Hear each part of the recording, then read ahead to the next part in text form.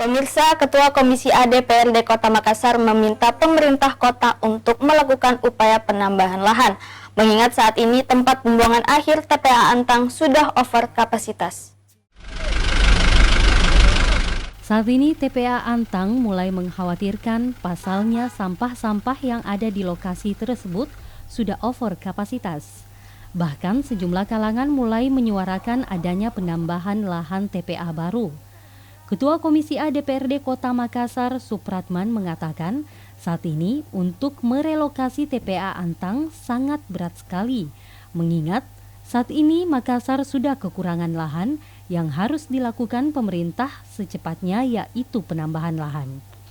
Supratman mengatakan sebelumnya pemerintah sudah menganggarkan untuk lahan 2,7 hektar di TPA Antang dan sangat bagus kalau melakukan pembebasan lahan di sekitar tempat tersebut.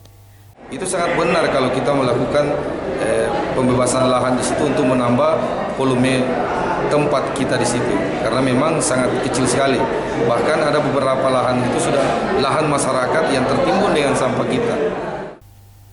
Selain itu, Supratman juga mengatakan harusnya kendaraan pengangkut sampah diganti menjadi mobil truk tongkang agar tidak terjadi penumpukan.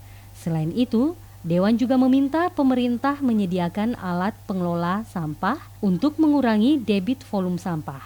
Ardi Jaho, Slebes TV.